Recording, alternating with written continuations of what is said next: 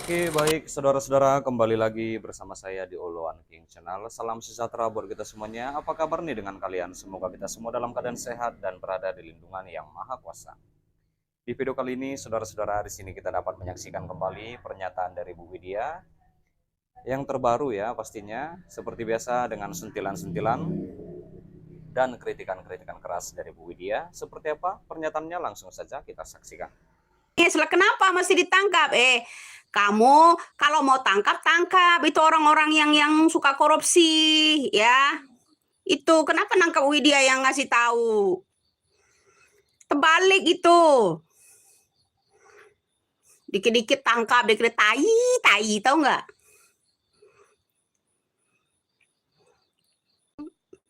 Cari kenalah. Nah, dengerin lah. Ya, saya dukung Ahok.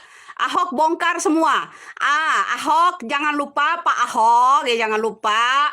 Sebelum Erick Thohir itu Menteri BUMN-nya senggol-senggol. Ya, walaupun itu oposisi ya. Nah, makanya hukum di Indonesia ya. Hukum di Indonesia ini begini, Bro. Tumpul buat koalisi, tajam buat oposisi. Ya kan? Nah, orang-orang yang korupsi di BUMN ini kalau besok kesenggol, kena nggak sih? Berani nggak sih itu penguasa nangkepnya? Karena banyak yang koalisi. Dulu sebelum Erick ini, orang-orang koalisi terutama di PKS ya banyak loh di BUMN itu. Pertamina ada, ya. Jangan lupa. Ya saya beberkan. Lu kalau nggak suka, nggak mau terima lo ya. Banyak PKS dulu ya, orang-orang koalisi di sana. Kira-kira penguasa berani nggak sih ungkap masalah korupsi, masalah ini di Pertamina khususnya ya, BUMN Pertamina. Ya. Nah, kita ya nggak saya aja, kita dulu pernah menyimak itu Juman Junta ya. Nah, udah pernah loh mencetuskan nama seseorang yang ada di BUMN ya. Tapi lah begitulah, karena orang itu sayang sama Jokowi, sayang sama Prabowo, jadi nggak ada yang berani usut itu ya. Nah, kita harus berisik, Bro. Berisikin mereka ini, Bro. Yang tuli-tuli, terutama yang tuli-tuli, yang nggak tahu orang-orang korupsi ada di Pertamina sebelum Erick. Ya, jadi dulu Rini Sumarno, Menteri BUMN itu, ada rekamannya, direkam seseorang minta jatah. Kena nggak dia? Diperiksa nggak sama KPK? Nggak ada, aman, Bro. Makanya saya bilang, hukum sekarang, semenjak di zaman Jokowi, sama yang sekarang ini, ya tajam buat oposisi. Ya, lemah buat koalisi. Begitu, Bro. Lo harus tahu ya, tajamnya hukum buat oposisi. Sekelas Hasto, berapa banyak sih korupsinya Hasto? Dia malah diborgol di ini. Coba yang triliunan yang di koalisi. Ya kan? Mana berani diborgol? Enggak, diapain? Enggak, malah dada-dada, senyum-senyum.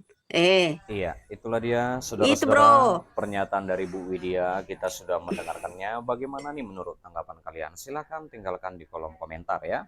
Sebentar, jangan di skip dulu. Di sini kita kembali membahas tentang di mana Prabowo terima kunjungan Sekjen Partai Komunis Vietnam di Istana. Presiden Prabowo Subianto itu menerima kunjungan kenegaraan saudara-saudara Sekretaris Jenderal Partai Komunis Vietnam yang bernama Tolam di Istana Merdeka di Jakarta Pusat, di mana kedatangan Tolam disambut serangkaian upacara kenegaraan ya saudara-saudara, dan juga itu pada Senin 10 Maret 2025. Dan Tolam didampingi istrinya yaitu Ngo Pung Li tiba di Istana Merdeka Jakarta pada pukul 16:45 WIB. Dan penyambutan Tolam dimulai dari gerbang Istana Merdeka. Mobil yang ditumpangi Tolam disambut pasukan jajar kehormatan, sejumlah siswa SD dan madrasah juga ikut dalam penyambutan ini. Mereka mengibarkan bendera merah putih dan bendera Vietnam saat mobil Tolam tiba di istana. Nah, lalu Prabowo menyambut Tholam itu di pintu samping Istana Merdeka. Keduanya lalu berdiri di podium yang berada di tengah Istana Merdeka untuk mendengar lagu kebangsaan kedua negara. Dan sebanyak 21 tembakan meriam mengiringi lantunan lagu kebangsaan tersebut. Setelah itu, Prabowo dan Tholam berkeliling halaman Istana Merdeka untuk memeriksa pasukan. Di bagian tengah, keduanya tampak berhenti untuk memberikan hormat kepada bendera kedua negara. Usai upacara kenegaraan, Prabowo dan Tholam itu saling memperkenalkan delegasi masing-masing. Mereka masuk ke ruang itu ke kredensial saudara-saudara untuk mengisi buku tamu dan berjabat tangan.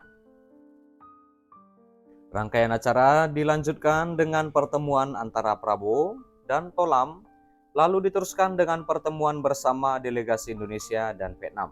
Kedua pemimpin akan membahas kerjasama strategis, saudara-saudara. Dan untuk diketahui, kunjungan Tholam ini menandai 70 tahun hubungan Indonesia-Vietnam, dan Tholam sudah tiba di Republik Indonesia sejak Minggu, tanggal 9 Maret 2025. Dia akan berada di Indonesia hingga 11 Maret 2025, saudara-saudara. Selain bertemu Prabowo, Tholam juga diagendakan bertemu dengan para pengusaha serta pimpinan MPR, DPR, dan DPD RI. Delegasi Indonesia yang turut dalam penyambutan ini ialah Menhan Syafri Samsudin dan Menko Perekonomian Erlangga Hartarto, Menko Pangan Zulkifli Hasan, Menkyu Sri Mulyani, saudara-saudara, dan juga Menlu Sugiono, Menteri SDM Bahlil Lahadalia, dan Mendikti Saintek Brian Yulianto, dan Mentan Andi Amran Sulaiman, dan Mensenek Prasetyo Hadi, Menteri KKP Sakti Wahyu Trenggoro, Menteri Investasi Rosan Roslani, dan Seskap Teddy Indra Wijaya. Baik, saudara-saudara, sampai di sini dulu pertemuan kita, pembahasan kita, di mana kita juga sudah mendengarkan pernyataan dari Bu Widya. Seperti apa tanggapan kalian? Silahkan tinggalkan di kolom komentar. Dan juga kita sudah membahas tentang di mana Prabowo terima kunjungan Sekjen Partai Komunis Vietnam di Istana. Dan terima kasih juga pastinya buat saudara-saudara yang sudah menonton, yang sudah support aku. Terima kasih. Jangan lupa di like, berikan komentar kalian di bawah, dan please share video ini dan subscribe dan nyalakan loncengnya. Terima kasih.